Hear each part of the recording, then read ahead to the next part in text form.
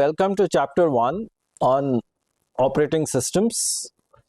So this is an introductory chapter where we will see what an operating system is. So in a certain sense, it's a special program, right? It's a distinguished program. It's not like a regular application program, but it is kind of a program with special privileges. What are those special privileges? It can exercise control over other normal programs, and it exercises control over hardware. So it can control hardware devices which normal programs cannot, and we will see many good reasons why normal programs should not, but it will be able to kind of control everything somewhat like a class monitor. So it is like more than an equal among equals. It has little bit of extra or additional privileges, which is vital, which is important, which is needed. Without it, a modern computing system will not be able to run. So what's the background required for this course? Well, the background is C and C++ programming proficiency, because whenever we are discussing system software or we are discussing operating systems, C and C++ is important because a lot of pointer arithmetic is done. That's why. Computer architecture, obviously, because the computer architecture or the computer hardware is kind of raw. So we need a layer, a software layer on top of it to make it usable.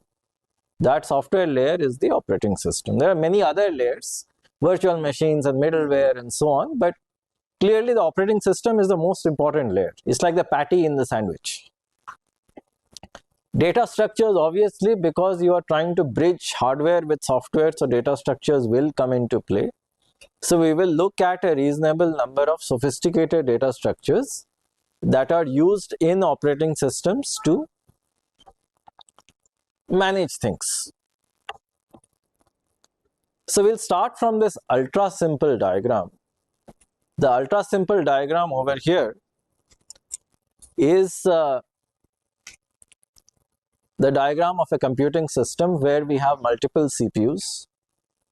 Think of a CPU as a core, the memory, the IO devices, and devices such as the hard disk, right? So this diagram has deliberately been kept ultra simple. Now the question is that who manages these? Because they require a fair amount of management. In the raw form, they are not usable. I mean, hardware can use them, but software cannot use them. So there is a need for sophisticated management, which the operating system does, such that regular programs don't have to bother. Everything is kind of managed by the OS. So regular programs can just be rest assured that all is well. So where is the place of the OS? So as we have seen, we have regular application programs, the binary applications that you launch, and then we have the OS. The OS is the middle layer. It's like a broker with the hardware, and the hardware is all kinds of hardware. The CPUs, the cores, the memory, IO devices, storage devices, even this little USB mouse that you plug in, that also requires an operating system to manage. Without it, it is sort of very hard to interface with, liaise with. So the question now is that why do we need a special program, the OS? Because after all, in the very early days, operating systems were not there, right? I'm talking about the 70s. Operating systems were not there, but very soon they realized the need for one, right? So this need was felt early on.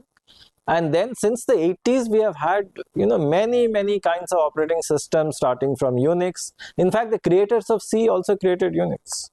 Right, Kernel and Ritchie, where they were multifaceted individuals, so they wrote C, Unix, and bunch of other things. But the need for an OS has been felt throughout, and they are getting more and more sophisticated. In fact, a smartwatch also has an OS. The main reason is that the hardware is common; it is shared.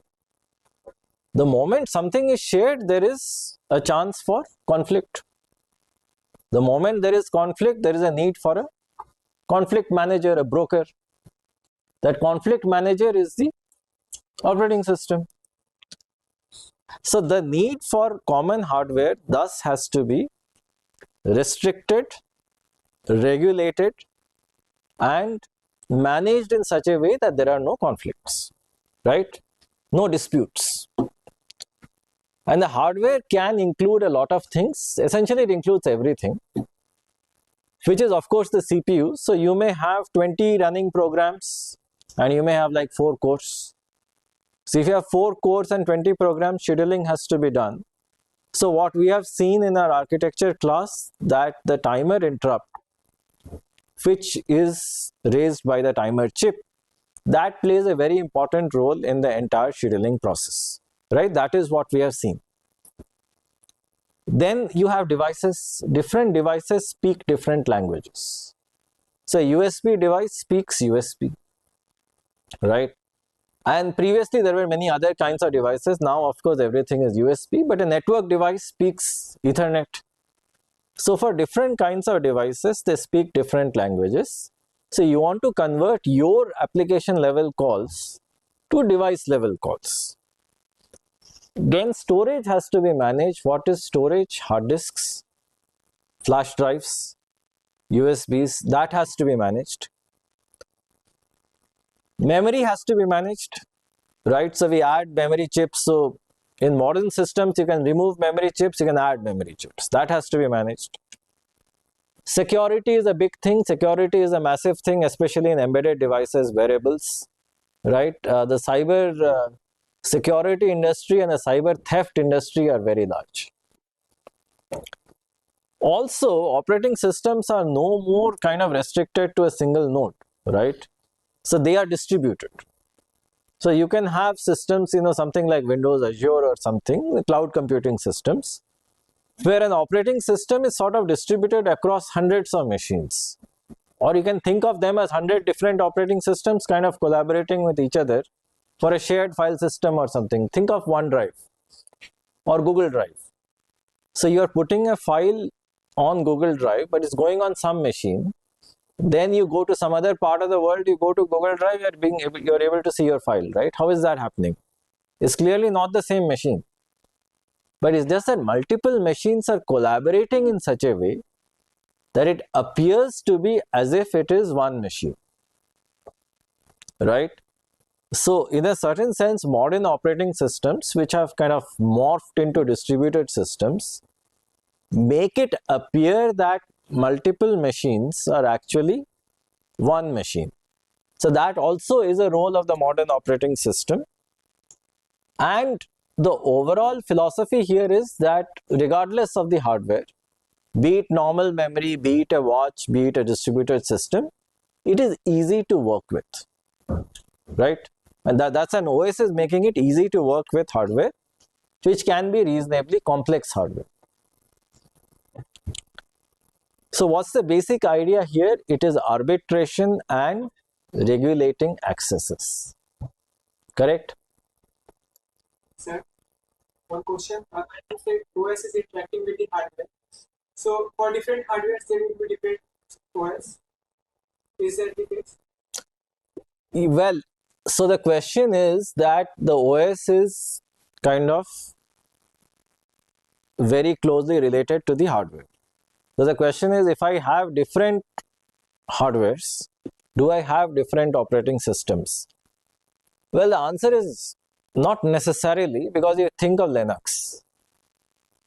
So Linux works on ARM, it works on x86, it works on PowerPC, right? You think of Windows, it works on all kinds of laptops. So basically an operating system has, let's say, drivers for different kinds of hardware and CPUs and so on, to ensure that it works on a lot of devices. Of course, Windows does not work on every single hardware device, same with Linux also. But again, every OS has its kind of target hardware, right? For them, you have what are called driver programs, which abstract the hardware for the OS. The OS itself is a heavily layered structure. There are generic parts of the OS and there are architecture specific parts of the OS. Correct. And the architecture specific parts of the OS are the ones that kind of abstract out the architecture. Correct. So coming to this, we are looking at arbitration and regulating accesses. Arbitration, and they're kind of the same but not fully the same.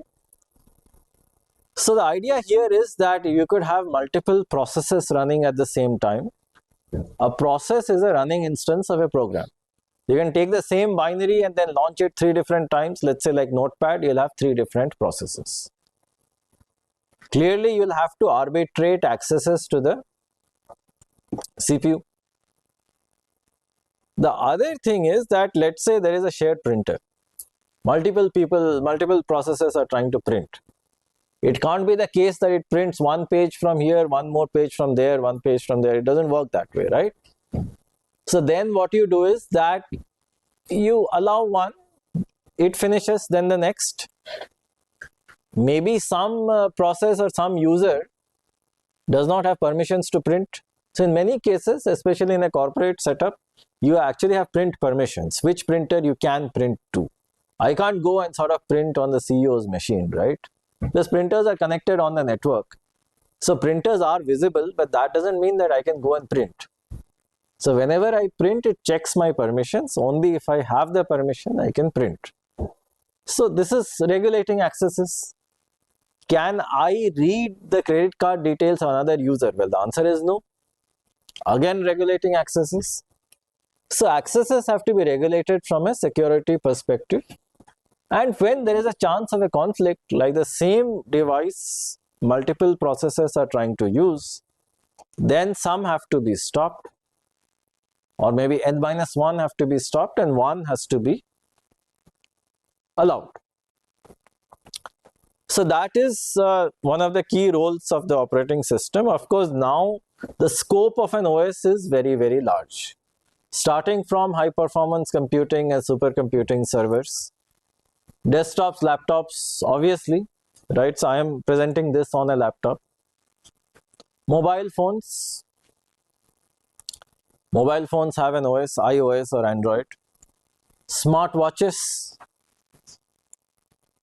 smart spectacles, smart goggles, they also have an OS. So that's the future, where basically, you'll have a small projector here and then whatever you're looking at, it'll sort of give you a better. So let's say in an industrial environment, you're looking at a furnace, it'll give you the specs of the furnace, right? What's happening, the temperature and other details.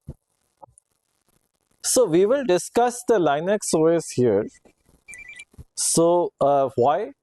Well, we'll see. It has a very special place in computer science in general. So if you would ask me, in the last 30-40 years, what is that thing which has really made an impact? I mean, not an impact, but much, much more than an impact. It's actually the development and proliferation of the Linux OS. So let's see what happened.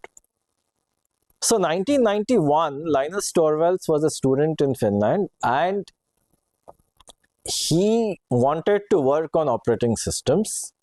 So he started working on a toy OS, same way as you guys are working on XV6. It was called Minix. Think of Minix as mini Unix. So it was a small thing and then he quickly found issues with it. So he didn't want to continue, but he wanted to start something on his own. Obviously, the first few attempts, just my guess would have been a Minix clone, but then he wanted to keep the external interface same as Unix, but create a fresh code base. So I would say one of the most brilliant ideas that led to the development of this OS was actually the business model. So somehow we don't understand the business model or we don't appreciate the business model to a certain extent in a technical course. But in the case of Linux, it actually made a huge difference. So he was one of the first people to actually make heavy use of the GNU public license, and GNU is a recursive definition. It says GNU is not Unix, right? So that's the full form. It is also called GNU. So GNU is not Unix, right? That's the G for. But the idea of the GPL license was very simple, that you cannot take my code and sell it or make modifications and keep the modifications secret. whatever you do with my code, you'll have to contribute that back to the open source code base, which basically means that you can't take Linux and make changes on it and then sell it to someone else, that someone else makes changes on it. That is not possible. Whatever you do with this has to be open source. In the sense, you are kind of giving back to the community. So then people saw a huge advantage, because assume it takes 1,000 people to create an OS. And if I am a company, why should I have my OS and invest 1,000 people? Maybe I'll put in 50 people, someone else will put in 50 people, and will create something which is the property of the community. And if OS is not my primary business, then I'll still have a great OS without investing that many people. So it actually worked out very well. And they were able to get a lot of commercial companies interested, amateurs interested, academics interested, a lot of people interested. So it became the de facto OS for the server and high performance computing market. And it is free, so at the moment, any large deployment, you can, with a 95% probability, say it will be based on Linux. So then what happened is that many of these Linux variants came out, which are now used everywhere. Android, based on Linux. Tizen, which is Samsung's OS, based on Linux. Even the one on your smartwatch, everything. So now whatever you see, which is not Windows and not Mac OS, is essentially some variant of Linux, and all of it is open source, because with the GPL license, you cannot have closed source. So proprietary distribution is not allowed. All right. So that was the main idea. So what we will do is that we will teach the real world OS. Of course, we will kind of simplify things such that the course is suitable for beginners, but still provide a reasonably realistic picture, because only then would someone be able to appreciate what goes on in a real operating system as opposed to a toy OS. And the main aim is to use Linux as a vehicle to teach generic OS concepts. Right? So the concepts will be generic, but they'll be taught in the backdrop of Linux, such that you appreciate that when you actually implement something in the real world, then all the simple data structures that you have learnt about are not really of great use. So the data structures that are actually used are reasonably complex, and they are also composite data structures, little bit of a linked list, a hash table, and a tree, kind of all mixed. So this is the penguin logo that we will see. It was Linux's original logo, still continues to be the same. So we will in the next few classes understand finish the introduction first, and then understand all the fundamentals needed to at least appreciate the main design ideas that underlie Linux, and then we'll go into the details. All right. Okay, so now we'll discuss the broad tenets of open source design. So one of the key advantages of Linux was the fact that the code is open source, and whatever modifications you make, you have to give it back to the community. So this stopped people from actually using it for their personal use and not contributing back. Well, you can use it for your personal use, but you can't sell. The moment you sell, you'll have to contribute back. So the repository for kernel code is kernel.org, but the one that we'll be using is this elixir.bootlin. This is very nice. It has clickable links, so you can go. So you will not have to browse a lot of kernel code to understand all of the course, but getting to know what the kernel code looks like, because the kernel is a large code base, right? It's roughly 25 million lines. So it's always good to see what does a 25 million line code base look like, right? So currently we are in Linux kernel version 6.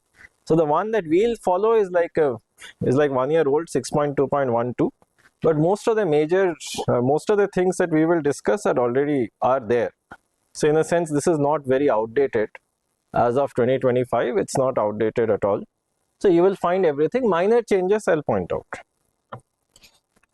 So let's now try to understand the GPL license, because this we are claiming actually gave Linux its edge. So what it did is that it gave you freedom, no doubt. And the freedom was what? The freedom was to use, modify and distribute. Alright. The restriction of course was that any derivative work, which means that let's say you take the kernel and make something else out of it. So that had to in a sense also be under GPL. So you could not like hide code, but this was also fostered collaboration. And there is something important in the open source community known as TiVoization. TiVoization basically means that I have a hardware and the hardware will only run one version of the open source software, one that I've kind of, let's say, encrypted and protected with a key, right? So this is TiVoization. So then what will happen is that I will say that it will only run on the kernel that I am giving you. It will not run on any other Linux kernel. So in a certain sense, I am keeping my modifications secret, and I am saying that, you know, my modifications are kind of locked to this hardware. So TiVoization was prohibited. So you cannot restrict hardware to only one GPL protected software, right? So it should be possible for me to take the code, make modifications and run on the same hardware. In the sense that, let's say, you know, if you consider the camera there, and if that is running Linux, then the maker of the camera can't say that, you know, it's a restricted version of Linux, I will not give you the source code, right? I should be in a position to get that version of Linux there, change it howsoever I want, and reload it there on the camera. So let's say that you want the camera to do some machine learning, and I want to then kind of change the kernel to do that, I should be able to do that. Right? That's one more advantage. So in the sense, it stops this strict software hardware locking. Obviously, you know, not a lot of people liked it, in the sense that it was reasonably restrictive in nature. That is why a lot of people didn't like it, because the modifications had to be disclosed. So you could not really create an appliance. So let's say that I will sell you a TV that is running Linux on top of it, and that Linux has my custom modifications. There was no way for me to hide those modifications, even though a lot of IP may be there in those modifications. So a lot of people didn't like it, and you know, I used to work, you know, intern in one company, and they used to build a piece of software. Because of this restriction, they used FreeBSD. FreeBSD is Berkeley standard Unix. That does, the BSD license does not have this restriction. So it is possible for you to actually change the kernel and sell the changes, sell the kernel actually, the modified one, and make money out of it. So well, good and bad, both have their pluses and minuses, but that is the way that the license kind of is important, and it plays an important role in the growth and development of software. It's not a small trivial thing that you just kind of click. So for most of us, what is a license? You either click the about screen once in a while, you see the license, or while installing it said, do you agree to the license? We close our eyes and just say okay. But there is actually a lot in there. So now let's look at some kernel code statistics. So it's been, Linux has seen 33 years of active development. So it has 25 lines of code at the moment, million lines of code. That's a lot. For every version, roughly 250,000 lines are changed. And how are the versions numbered? So you have a major version number. So let's say 6.2.12. This would be 6. The minor version would be 2. And the patch number, which is like kind of a sub-minor version number, that would be 12. So typically a patch is released every 2 weeks. And then you can have a release candidate. I'll discuss in a second what is a release candidate. But the broad idea is that a version number indicates some major set of features that are changing, like a new file system, scheduler, something like that. A minor version number is not that big a change, but still a substantial change. And a patch number is a routine improvement. And a release candidate is not something that is released for production or use, but it is something like I implemented something, I share it with the community, they evaluate, and based on their feedback, we release the next release candidate. Ultimately, a release candidate will mature into the next minor version or the next patch. Correct? So, as I said, it's a worldwide effort, and it's a very unique effort in the sense there are kernel developers worldwide, and they collaborate via this mechanism. Sir, sometimes LTS is used. LTS is long-term support, which basically, so that is mainly used for distributions, that is not used for the kernel. The kernel has its cycle, but in LTS they would maintain the kernel, maintain the packages. So what happens is that some packages are for a certain kernel. So this maintenance and support and repository, this is for a distribution. The distribution is not the kernel.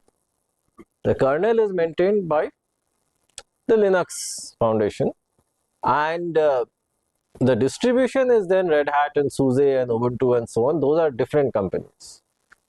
So they bundle the kernel along with packages and a package manager, but that is separate. Correct. So Linux allows anyone to distribute. That is why you have so many distributions. So if I look at the details of the code base, right, it's very interesting. 70% of the code is locked up in drivers, which means that, even this device that I'm using, the keyboard that I'm using, mouse that I'm using, CPU that I'm using, all of them have drivers. There are so many devices, scanners, printers, all of them have their associated device drivers. And a lot of that code is good if it's there in the kernel, because if you install an operating system, for everything you don't want to go locate a driver, download and install. You want a lot of things to work out of the box. For them to work out of the box, it is better, at least for the popular ones, for the driver to be there inside the kernel. That is why 70% of the code is drivers for the most popular devices. But many a time, you may download this new scanner and you don't have a driver for it. What do? You go to the web, see if there is a driver and install. So then the Arch or Arc directory, this is important. So what you do is that most of the code of the kernel is generic, in the sense it is architecture independent. It does not matter if you are running it on x86 or ARM or PowerPC or anywhere. Alright. That is because whatever is the assembly part, right, whatever is the machine specific part, that part is locked up in this architecture directory, and that has assembly code for the machine, special instructions for the machine, and the rest of the kernel is conveniently abstracted out. In a sense, it is possible that your machine does not support 64-bit integers, but I want 64-bit integers. So I define a type uint64, right, unsigned int 64. It is the job of your code in your Arc directory to actually implement a 64-bit integer. Correct? On some architectures, a 64-bit integer is unsigned long int. In some other architectures, it may be something else. So whatever it is that I need, that which is machine specific, that is locked up here. Clear? Such that the remaining is oblivious and agnostic of the architecture, independent. That is good. That's anyway what you want, right? Because Linux is meant to run on all kinds of devices, starting from small smart watches to servers. So clearly they run different chips, chipsets, ISAs, 32-bit, 64-bit, some 16-bit also. So to have compatibility, this code does that. Then of course the file systems. So the file system is something that manages your files and directories, and we will see there are many kinds of file systems with their own pluses, minuses and so on. Then our headers. So headers, a .h file we have seen, we will see even more in great detail, but a .h file basically maintains the signature of functions. It never has code. it has the signature of functions to enable successful compilation. So there are a fair number of headers, mainly because there are so many subsystems and they need to talk to each other. That is why we have headers. Kernel is the core code, which is only 1%.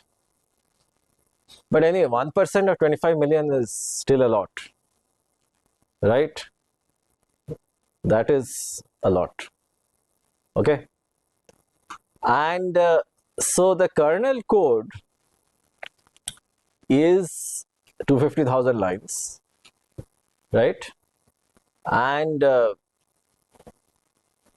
that's still quite a bit. And then we have the network. The network code, you have a lot of protocols, right? TCP, IP is something that we know, but there are many others. So the entire network stack is heavy. In Unix also, in Berkeley Unix also, it's heavy. So the network code also, you have all kinds of wireless devices, wired devices, NFCs. You have so much of communication devices. So that is there. Sound is 4%. So sound would include sound, video, etc. Important part, that's 4%. And the rest is 4%. Sir, could it sound be in device drivers?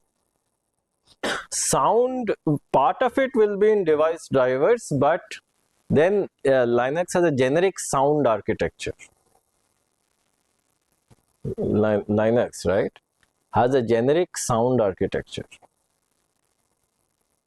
Get the point? So that is because you need a generic bus kind of architecture where you put in sound and codecs. So sound, a large part of it is also codecs, right? So it is not those raw bits. Raw bits is this .wav file. Wave file is a raw bit file. But then you have MP3 and others, right? So these codecs are here. Same for video also, you have MP4 for video. So the codec part remains here. All right. And the rest is miscellaneous, that is 4%. So our attention will mostly be focused here and on the file systems, a little bit on the architecture side. Net and sound, well, so they have, if you see the code, there are a lot of these small directories for different protocols, different codecs, so on and so forth. Okay. So the major subsystems, if I were to look at it, again, it is kind of segueing from the previous slide. The init directory here has the code for booting. So how the OS boots, that itself is a reasonably interesting thing to look at. So you will find a start routine where you will see step by step what the OS does. So we will also go through it. And clearly this has to be a nicely choreographed sequence where there are, let's say, 200 steps, and the order, there is a fixed order. The order cannot be violated. The architecture directory, we have seen all the assembly code that is specific to a given architecture is locked up in here. Drivers, we have seen this accounted for 70%. And most OS developers are actually driver developers. So most of the OS work that happens is actually in drivers. That you have this new device, a new driver has to be created. So most of the OS work is here. The kernel work is sort of rare and infrequent, right? And most of it is drivers, right? MM is basically the memory manager, physical and virtual memory. FS is file systems, as the name indicates. Linux supports two kinds of devices: block devices, which read a full block at a time. A block is defined as 512 bytes, right? Half KB. So a full block can be read at a time. So a block device would be what? A hard disk, flash drive. And then you have character devices that send or receive a character at a time, like a keyboard or a mouse or something. So character devices are very easy to deal with, but block devices are not that easy. That is why we have a generic layer for all of the block-based storage devices. Then we have data structures for this support, for IO support. Because doing an IO is difficult. because you want to push some data into the device. You have a rate of pushing, the device has a rate of reading, and they need to match. That is why you do. The kernel is where all our attention, or let's say most of our attention, will be there in this course. So the process scheduling, I'll use the British pronunciation, not scheduling. Synchronization, time management, event management, so on and so forth are part of the kernel. And towards the end of the course, we will discuss virtual memory. Sorry, not virtual memory. We will discuss virtualization, which allows one OS to run another OS as a program. Something like KVM or VirtualBox or VMware, where one OS can actually run 5 other OSs. So that is the main technology that underlies cloud computing. So in cloud computing, what happens? You have one node, let's say one AWS node, that is running 5 different operating systems as regular programs, like regular applications, and that OS is running applications on top of it. It is like a nested OS, OS on OS. So that is virtualization. So we will discuss that.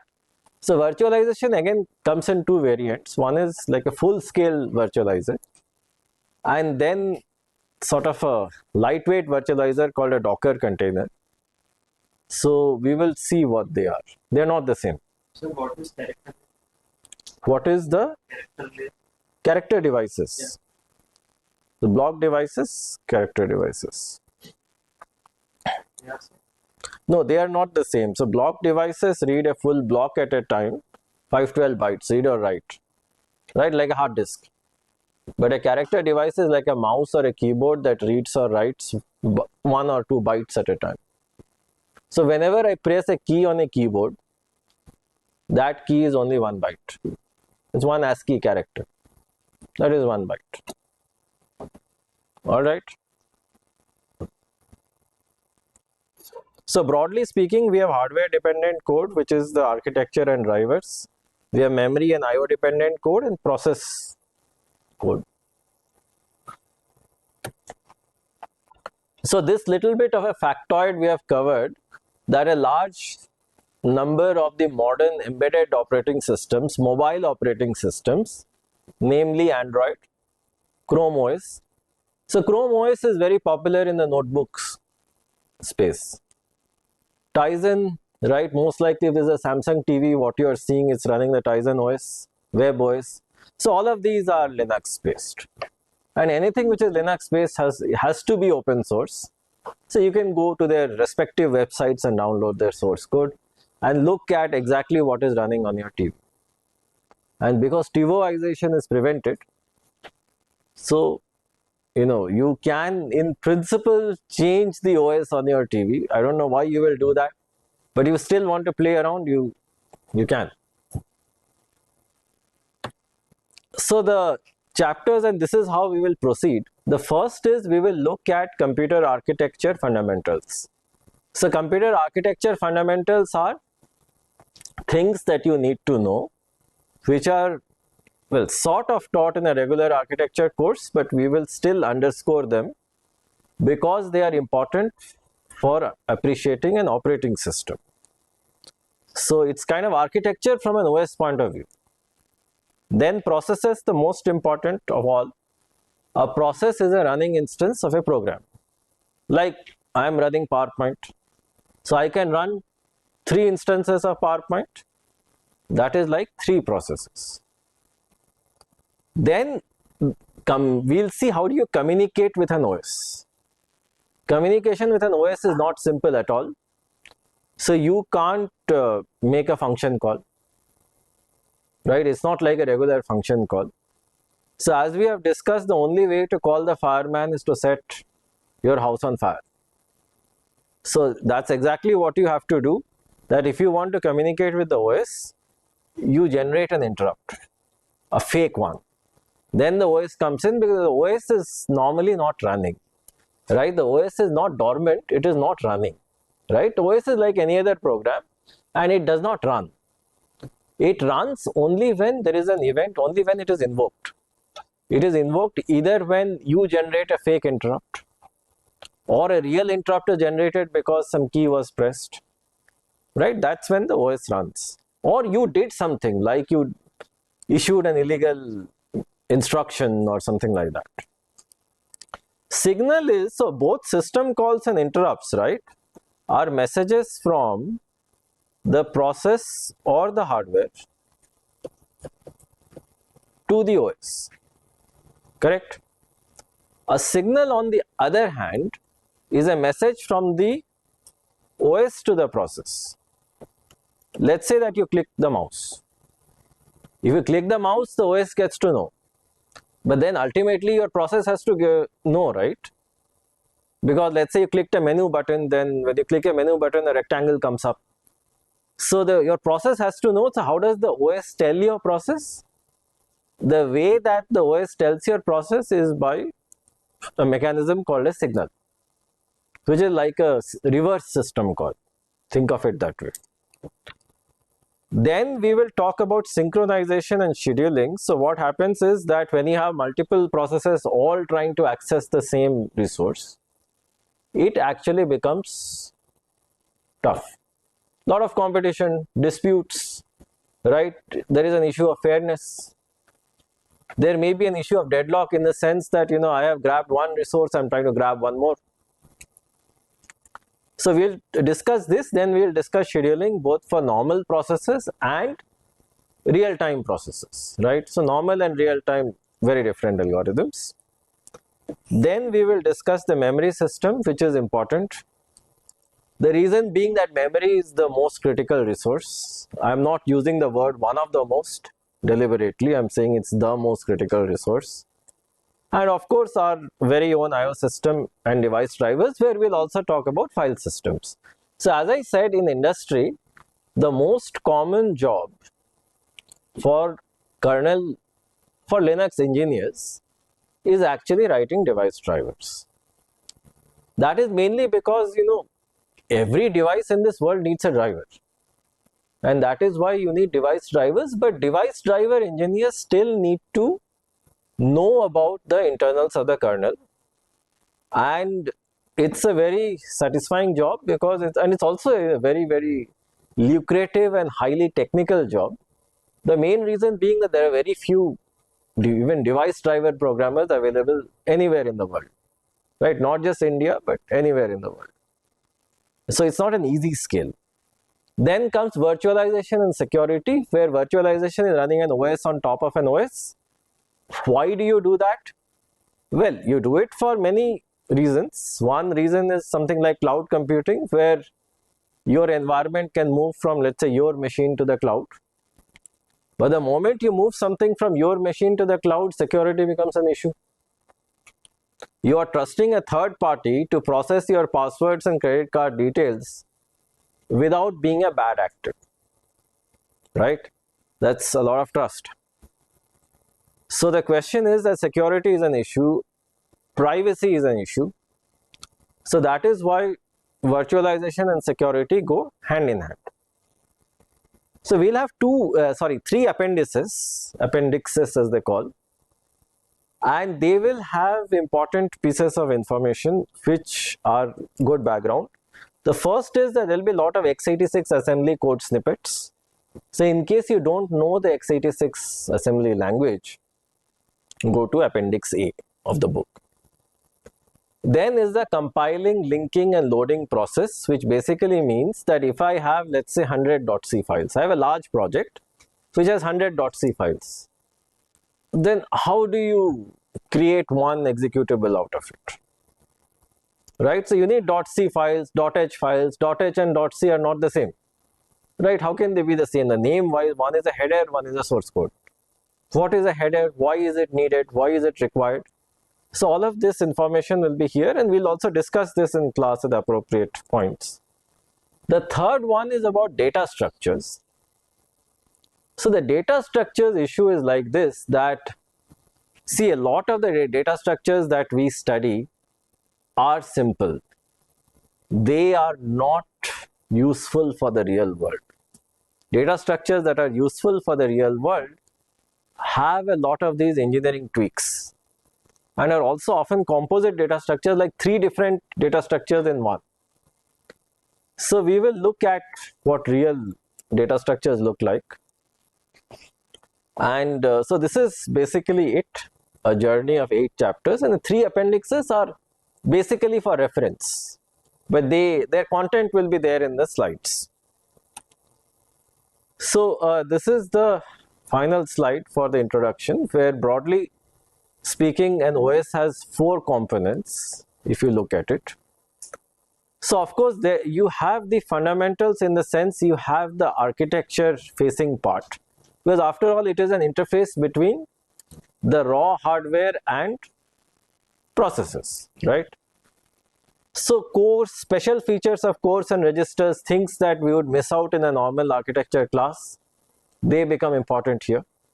Because if you see any specification, you will always find a part 1 and part 2. The part 1 is for regular programmers, right? People like you who do computer architecture assignments. And part 2 is for OS designers, where those special features are there which regular programmers will not use, which have privileged registers, privileged instructions, so on and so forth. And then specification for interrupts, for instance. Then processes, where a process is a program in action. The moment you have processes, they are like human beings, there will be disputes between them. Regulating them and ordering them is important.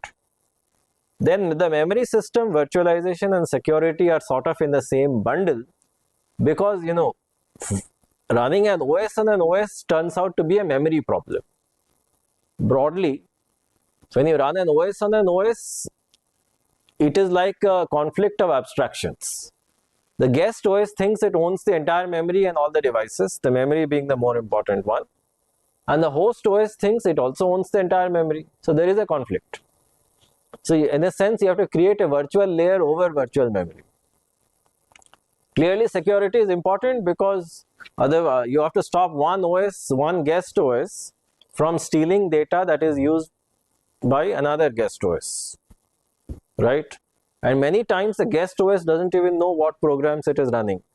Still, it needs to provide some security, because let's say you are running something on the cloud, and almost everything that you do today runs on the cloud. The moment you go to the internet, whatever service you do, you are not, you don't get the feeling of being aware of it, but it is running on the cloud, jobs are migrating, everything is happening. You do not want any other bad actor to see details of your mails, right? Details of your insurance policy, financial details, medical details, you want that information to remain private.